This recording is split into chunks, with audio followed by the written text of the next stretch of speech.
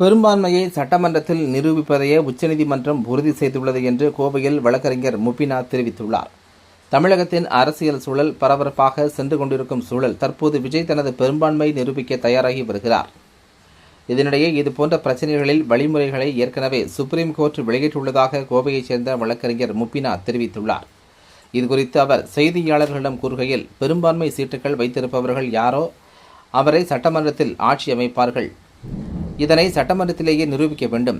இதனை பொம்மை union India வழக்கில் ஏற்கனவே உச்சநீதிமன்றம் தெளிவாக கூறியுள்ளது. இதனை ஜனநாயகத்தின்படி சட்டசபையில் மட்டுமே இதனை நிரூபிக்க வேண்டுமே தவிர ஆளுநரின் முடிவுப்படி முடிவு எடுக்கக்கூடாது. தமிழகத்தின் தற்போதைய அரசியல் சூழ்நிலையில் இந்த விதிகளை பார்த்தாலே அது மிகச்சரியாக பொருந்தும். இதனை ஆளுநருக்கு எடுத்துச் செல்வதற்காக இந்த வழக்குகளை மேற்கோள் காட்டிய மின்னஞ்சலை அவருக்கு அனுப்பியுள்ளேன். ஆனால் ராஜ்பவனிலேயே நிரூபியுங்கள் என கூறுவது இந்த வழக்கிற்கு முற்றிலும் முரண்பாடாக உள்ளது. இந்த வழக்கில் முதல்வராக ஆளுநர் அழைப்பு விடுக்கவில்லை எனில் விஜய் உச்சநீதிமன்றத்தை நாட முடியும் என அவர் தெரிவித்தார். வணக்கம், என்னுடைய பெயர் முபினா. நான் கோயம்புத்தூர் ஒருங்கிணைந்த மாவட்ட நீதிமன்றத்தில் வழக்கறிஞராக கடந்த 14 ஆண்டுகளாக நான் வழக்கறிஞராக பணிபுரிஞ்சிட்டு இருக்கேன். இன்னைக்கு பேச போறது என்ன அப்படின்னாக்கா, சட்டசபையில ஒரு பதவி ஏற்புகளை பத்தி சில குழப்பமான சூழ்நிலைகள் நிலவிட்டு இருக்கு. அதுக்கு என்ன பண்ணலாம், அதற்கான சட்ட சூழ்நிலைகள் எப்படி இருக்குதுங்கிறதை ஏற்கனவே பொம்மை வர்சஸ் யூனியன் ஆஃப் இந்தியா அப்படிங்கறதுல ஏற்கனவே உச்சநீதிமன்றம் மேற்கோள் காணப்பட்டு அதுல என்னென்ன வழிவகைகள் சொல்லப்பட்டிருக்காங்கன்னு சொல்லி பார்த்தோம்னா, பெரும்பான்மையான விதியின்படி அங்க இருக்கக்கூடிய ஃப்ளோர் டெஸ்ட்னு சொல்லுவாங்க. எத்தனை பேர் அந்த கேபினெட்ல மெஜாரிட்டி ஆஃப் பீப்புளுடைய ஓட்ஸ் இருக்கு அந்த சட்டசபையில, அதை பொறுத்துதான் அந்த தேர்தல் யாருடைய ஆட்சி அமைக்க முடியுங்கிறத ஒரு விஷயத்த நிரூபிக்க முடியும். அடுத்து இன்னொன்னு என்னதுன்னு சொல்லி பார்த்தா, ஜனநாயகத்தின்படி சட்டசபையில தான் இதை பத்தி நம்ம முடிவெடுக்க முடியுமே தவிர ஆளுநர் தனிப்பட்ட விதத்துல முன்னாடியே முடிவெடுக்க சொல்லி அழைப்பு விடுக்கிறது அந்த மாதிரி எல்லாம் எதுவுமே இருக்கக்கூடாது. அது எதுவா இருந்தாலும் சட்டசபையில் தீர்மானிக்கப்பட வேண்டிய ஒன்று என்றதை இந்த வழக்கு மேற்கோள் காணப்பட்டு சொல்லப்பட்டிருக்கு. சோ இன்னைக்கோட சூழ்நிலைக்கு இந்த வழக்கின் விதிகளை பார்த்தாலே அது மிகச்சரியாக பொருந்தும் என்பதை நாம் இதன் மூலம் தெரிஞ்சுக்கலாம்.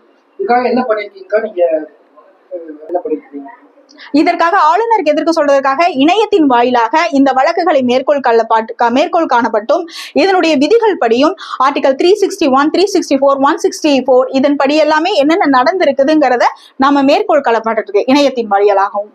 இப்போ தமிழ்நாட்டுல நடக்கிறத பத்தி என்ன நினைக்கிறீங்க? இது எந்த மாதிரி நடந்திருக்கணும்?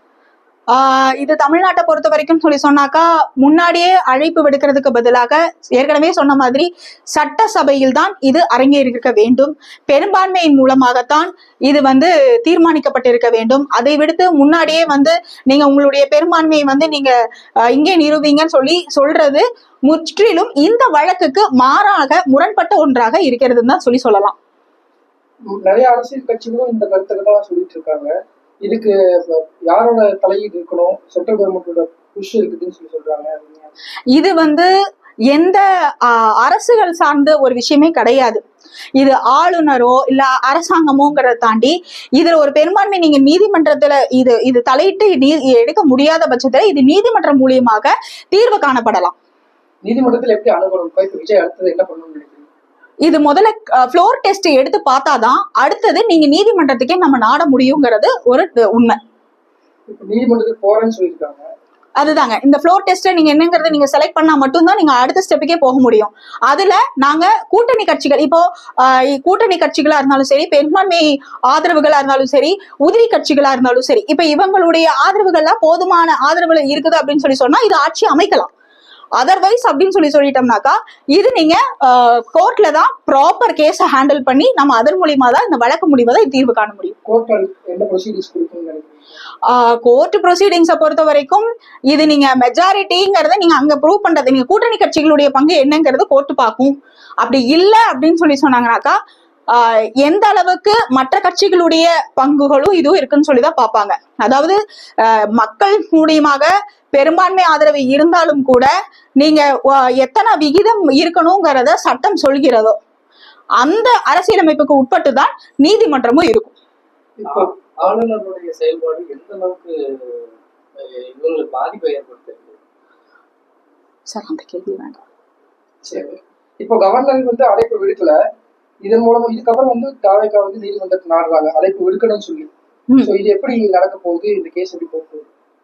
கண்டிப்பாக இது நியாயம் கிடைக்கக்கூடிய ஒரு விஷயம்தான். இப்போ தாவேகாவை பொறுத்த வரைக்கும் நீங்க அழைப்பு விடுக்காமையே நீங்க பெரும்பான்மை நீங்க ப்ரூவ் பண்ணுங்கன்னு சொல்றதே ஒரு இடத்துல அகெயின்ஸ்டா தான் போற மாதிரி இருக்கு. ஸோ இந்த கேசஸ் எல்லாமே ஏற்கனவே நிறைய பேர் எல்லாரும் ஹேண்டில் பண்ணி சொல்லியிருக்காங்க. பட் அதர்வைஸ் இது இருந்தாலும் இது ஏன் இன்னும் மௌனமா இருக்குங்கிற ஒரு விஷயம் தெரியல.